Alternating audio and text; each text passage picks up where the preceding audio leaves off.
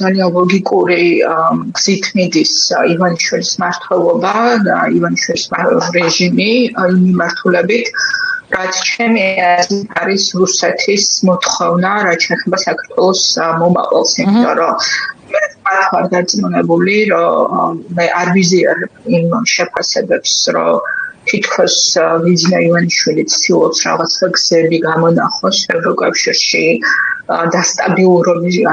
დასტაბილურდეს, ასე ვთქვათ, მისი ურთიერთობები. მე ყოველ შემთხვევაში ჩემი პირადი მოსაზრება არის სხვა, მე მგონია, რომ რუსეთის ძალიან ღია მოთხოვნა არის, რომ საქართველოში ორი რამ უნდა მოხდეს. მას შემდეგ, რაც უკვე ფორმალურად ხელისუფლებამ გაწყვიტა ევროკავშირში გაწევრიანების პროცესი დე-ფაქტო, მოდი ესე ვთქვათ, ანუ შეჩერდა მოლაპარაკებები. შემდგომი ორი ამოცანა აქვს რუსეთს, ერთი ეს არის, რომ ფორმალურადაც ჩაეხსნა საქართველოს ევროკავშირში გაწევრიანების დღის წესრიგს, ანუ ფაქტიურად უკვე უარი განაცხადოს არა მხოლოდ გაწევრიანებაზე მოლაპარაკებებისთვის წადებაზე, არამედ განაცხადზეც უარი გააკეთოს. ეს პაპუაშვილის განცხადება ხომ არ იყო სიგნალი ამის ღიად თქმის თქვენთვის, სალომე?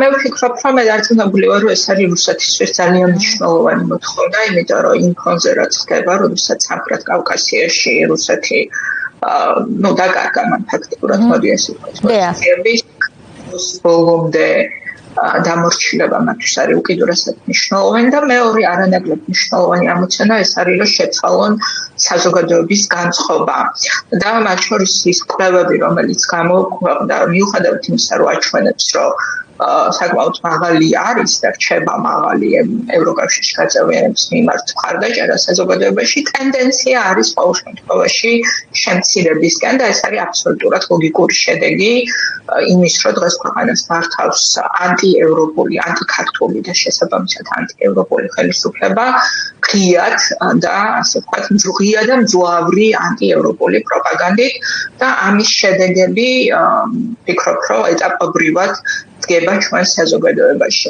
ამიტომ მე ვფიქრობ, რომ საზოგადოებამ ერთდროულად უნდა დაინახოს, ხალხმა რაც უნდა დაინახოს ძალიან თვალნათლივ და რაც შეიძლება სწრაფად არის, რომ ეს არის მიზანი ივანიშვილის საბოლოოდ გაუქმება ამ ქვეყნის შანსების, რომ ევროკავშირის ნაწილი გახდეს და მეორეს მხრივ ამაზე საზოგადოების რეაგირებაზეც იქნება ძალიან ბევრი დამოკიდებული, იმიტომ რომ საბოლოოდ რუსეთს და ივანიშვილს ამისი იმედი აქვს, რომ რეპრესიული სისტემა, რომელიც მათ შექმნეს, დაეხმარებათ მათ იმაში, რომ ხალხის ნების საწინააღმდეგოდ უკვე ქვეყანაში ღიად ანტიევროპული მმართველობა დამყარდეს, ანუ მე მარტივად შევაჯამო, ჩემი აზრით რუსეთის მოთხოვნა არის, რომ არანაირი ღირსებით ევროპისკენ, არანაირი პროევროპული ლოზუნგებით ვიძინა ივანიშვილის ხელისუფლებაში დარჩენა მათ აღარ სჭირდებათ, მათ სჭირდებათ უკვე ღიად ანტიევროპული პოლიტიკური ძალის დარჩენა. მოდი შევაფასოთ, სალომე, ახლა რას არ აკმაყოფილებს აი ამ თქვენ შეფასებაში დღეს ქართული ოცნება? არა ანტიევროპული, აი სიტყვა რომ გამოვიყენოთ, არ არის დღეს ქართული ოცნება უკვე ანტიევროპული. ერთადერთი, რაც დღეს ფორმალურად ამ ქვეყანას უნარჩუნებს, ასე ვთქვათ, იმას, რომ ის ევროპულია, არის საქართველოს მოქალაქეების უმრავლესობა, კვლევა თუნდაც შემცირების ტენდენციით, მაგრამ 71% მოქალაქეების ამბობს, რომ უნდა ევროკავშირში, ანუ კონსტიტუციის ცვლილებისთვის მათ არც ხმები აქვს და არც საფუძველი ერთი ეს და ფორმალურად განაცხადი, რომელიც არის ევროკავშირში მათ მიერვე შეტანილი და კანდიდატის სტატუსი თუნდაც ფურცელზე. ანუ თქვენ ფიქრობთ, რომ ანტიევროპული ისინი არიან, მაგრამ რუსეთისთვის არის პრობლემა განაცხადი, რომელიც რჩება ევროკავშირში. ის თავის რიტორიკაში ქართული ოცნება რა თქმა უნდა, ასე ვთქვათ, ანტიევროპული ხაზი არის საკმაოდ ძლიერი, მაგრამ ისინი არ ამბობენ, რომ არ უნდათ ევროკავშირში. ასეთი ევროკავშირი არ გვინდაო, პაპუაშვილი უკვე ძალიან ხშირად ამბობს, ხო? ასეთი. ეს შესავალი იმისი, რომ ანუ მე შეგახსენებ, გავიხსენოთ მარტივად, რომ რა მოხდა 2024 წლის არჩევნებამდე, ხო? მისცეს კანდიდატის სტატუსი, იმ ლოგიკით, რომ არ უნდა რომ მიიღოს საქართველოს კანდიდატის სტატუსი და მოდით ჩვენ მივცეთ მაინც და შემდეგ ქართულმა ოცნებამ გვახსოვს ყველას ხო რაღაცა ზეიმი მოაწყო რომ კანდიდატის სტატუსი მიიღეს რაღაცა შემდეგ ლოზუნგი ჰქონდათ ღირსებით ევროპისგან და ევროპის დროშებით გავიდა მარტივად რომ ვთქვათ ევროპული დროშით გავიდა ეს პოლიტიკური ზალა 2024 წლის არჩევნებზე ასპარეზობაში და შემდეგ უკვე არჩევნების შემდეგ გამოაცხადეს რომ ევროკავშირში გაწევრიანებაზე მოლაპარაკებებს გადადებენ რამდენიმე წლით ხო არ ვთქვამთ რომ ჩვენ აღარ ესე უკან გამოგვაქვს განაცხადი არა ვაჩერებთ 2028-მდე ეს შემდეგი ეტაპი ან გრადაცია ხო რომლითაც რუსეთი ამყარებს საკუთარ მმართველობას საქართველოში და მიდის სხვა გზით მიდის ხო არ მიდის იმ ნაჯახისებური გზებით რომლითაც მათ შორის ძალიან აუფეთქდათ ვითარება უკრაინაში. ზუსტად, კი, იანუკოვიჩის სცენარში დამარცხდნენ ისინი. იანუკოვიჩი პირდაპირ უბრძანეს, რომ ხელი არ მოეწერა ასოცირების შეთანხმებაზე, რამაც შეცვალა ის ხელისუფლება. აქ როგორც ჩანს, მაინც განწყობები აშინებთ ევროკავშირის მხარდამჭერი საზოგადოების, ხო?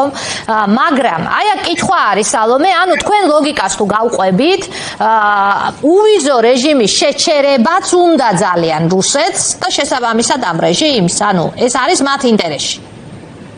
მე ვფიქრობ, რომ ისინი არ ემზადებიან იმისთვის, რომ ჩვენ უვიზო რეჟიმი შევინარჩუნოთ, ისინი ემზადებიან იმისთვის, რომ თუ უვიზო რეჟიმი შეჩერდება, ეს დააბრალონ ევროკავშირს და გააძლიეროს საკუთარი ანტიევროპული რიტორიკა.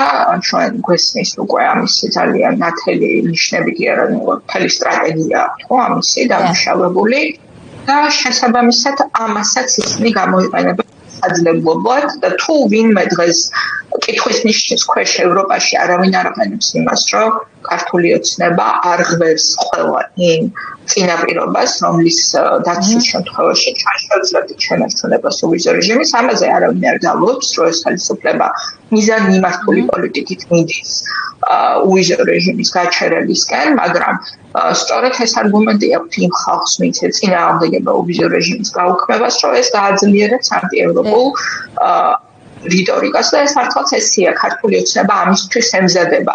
ანუ ჩვენ რო გვესმოდეს, მათ რუსეთის დაკვეთა არის, რომ დიახ უნდა გაუქმდეს უვიზო მიმოსვლა და ეს უნდა შემდეგ გამოყენებული იქნას ანტიევროპული განწყობების კულტივირებისთვის ქვეყანაში, რომელიც მე კიდევ ერთხელ ვამბობ, იმიტომ რომ ჩვენ მათ შორის საფრთხეები ადეკვატურად უნდა შევაფასოთ. მე ვფიქრობ, რომ რაღაც თავის დამშვიდება არ არის ხოლმე საჭირო. ჩემთვის შემაშფოთებელია ის ტენდენცია, რომ კლების ტენდენციით, კლების, ასე ვთქვათ, მიმართულებით მიდის საქართველოში ევროკავშირის მხარდაჭერა ჩვენი მოქალაქეების მხრიდან. და ჩვენ რა თქმა უნდა ველოდოთ იმას, რომ უვიზო რეჟიმის გაუქმებას ამ ტენდენციის დასაგმოებლად გამოიყენებს რუსეთი და მისი მოკავშირე რეჟიმი ქვეყანაში. სალომე, პარტნიორებს ალბათ ძალიან კარგად იციან რა ხდება ამ ქვეყანაში. ევროკავშირში არის საქართველოს საკითხების უბადლომცოდნე საკმარისი რაოდენობით, ვინც აი ამ საფრთხეს აცნობიერებს და აქამდე რომ მოვიდა უვიზო მიმოსვლა და არ შეუჩერეს საქართველოს მოქალაქეებს, ალბათ ამ ხალხის პრაგმატულად სწორი გადაწყვეტილების შედეგიც არის. ახალი მექანიზმის ამ მიღების შემდგომ მათ გაუჩნდათ მექანიზმი, რომ დასაჯონ არასრულიად მოქალაქეების აბსოლუტური შემადგენლობა, არამედ კონკრეტული ჩინოვნიკები და რეჟიმის ხელშემწყობი პირები. ახლა როცა უნგრეთის ვეტოს თემა აღარ არის აქტუალური, ელით თუ არა რომ ევროკავშირი შეიძლება ამ გზით უფრო მეტად აქტიური იყოს, არასრულიად ყველას შეუჩეროს უვიზო მიმოსვლა, არამედ არა მარტო უვიზო მიმოსვლის ნაწილში, არამედ სანქციების ნაწილშიც უფრო აქტიური იყოს ბრიტანეთის სანქციების გაზიარების ნაწილშიც მაგალითად. ერთი რამ არის ჩვენთვის დიდი გამოწვევა, რომ დღეს ჩვენ ყველა ხედავთ, რომ არ არის მოდი პირდაპირ ვთქვათ საქართველოს პირველი რიგის გამოწვევა, ხო? ნამდვილად, დიახ. საბოლოო ჯამში და ალბათ სწორედაც ჩვენს საქართველოს მოქალაქეს ისევე როგორც პოლიტიკის შემქმნელებს და გადაწყვეტილების მიღებებს დასავლეთში მიაჩნიათ, რომ ჩვენი რეგიონის მთლიანად მომავალი დღეს წყდება უკრაინაში. იბრძვის, ხო? ამიტომ ამ აქტიური ომის პირობებში ჩვენ ხედავთ, რომ ცოტა სხვა ტაქტიკით მიდის დასავლეთი, ისინი ამყარებენ საკუთარ პოზიციებს იქ, სადაც ამის შესაძლებლობა არის, მაგალითად ჩვენს სომხეთში. ანუ სტრატეგიულად მათი რეგიონში გაძლიერება ხდება იქ, სადაც ყავთ პარტნიორი ამ თვალსაზრისით, პარტნიორი მთავრობა და პარტნიორი ხელისუფლება. რაც შეეხება საქართველოს, მარტივად რო ვთქვათ, პაუზაზე არის დაყენებული ძალიან დიდი ხანია პოლიტიკა ჩვენს ქვეყანასთან მიმართებაში და ეს რა თქმა უნდა მე მესმის ფრუსტრაცია, რომელსაც ეს იწვევს ჩვენს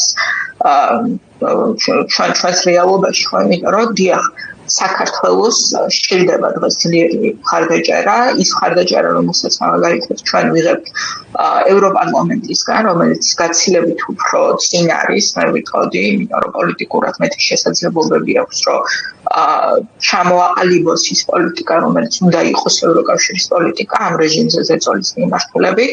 თუმცა ევროკავშირს ხშირად სჭირდება ძალიან ბევრი დრო იმისთვის, რომ რადიკალური ზომები გადადგას. მე ძალიან კარგად მახსოვს, თუ ჩვენ შევადარებთ, იმიტომ რომ ალბათ ანალოგიის თვალსაზრისით ის, რაც დღეს ხდება, ეს არ არის პირდაპირ ანალოგია, მაგრამ ყველაზე ახლოს არის იმ პროცესებთან, რომელიც განვითარდა უკრაინაში თავის დროზე, როდესაც იანუკოვიჩმა შემოატყიალა ქვეყანა ევროპის საწინააღმდეგო მიმართულებით და საკმაოდ ბევრი დრო დასჭირდა და საკმაოდ მძიმე მიმართულებით განვითარდა მოვლენები, სანამ ევროკავშირმა მიიღო მაგალითად სანქციები იანუკოვიჩის რეჟიმთან მიმართებაში. ამიტომ მე ხა დღეს გამიჭირდება რომ გითხრათ, რომ არ ვიცი მაგალითად ეს საბჭოზე სანქციების საკითხი დღის წესრიგში დადგება და განხილება, მაგრამ ამ არის ნათელი, რომ მათ შორის რამდენიმე თვის წინ კიდევ ერთხელ მისცეს შანსი რეჟიმს, მე სუსტად ვიცი, მათ მისცეს შანსი უთხრეს, რომ თუ დაიწყება კონკრეტული ნაბიჯების გადადგმა, მზად არის ევროკავშირი, რომ აღადგინოს რაღაცა ტიპის ურთიერთობები და ჩვენ ვხედავთ მხოლოდ და მხოლოდ ამის საწინააღმდეგო, ანუ ევროკავშირის მოლოდინის აბსოლუტურად საწინააღმდეგო მოქმედებას ივანიშვილისგან, რაც ჩემი აზრით თავისთავად უკვე თავადვე ივანიშვილის ქმედება, მე ესე ვიტყოდი, პოლიტიკურ ატარებს დღის წესრიგში დასვავს საჭიროებას რეჟიმზე შესაბამისი ზეწოლის ვერკეტების ამოქმედების და დიახ, ამ თვალსაზრისით ამარტივებს ვითარებას ის, რომ დღეს ივანიშვილის და რუსეთის მოკავშირეები ყოველ შემთხვევაში ისეთი, ვინც პირდაპირ ვეტოს გამოყენების გზით შეეცდება, რომ დაბლოკოს რაიმე სახის ზეწოლის მექანიზმები, დღეს ესეთი მოკავშირე ივანიშვილის რეჟიმს ევროკავშირის შემადგენლობაში აღარ ჰყავს.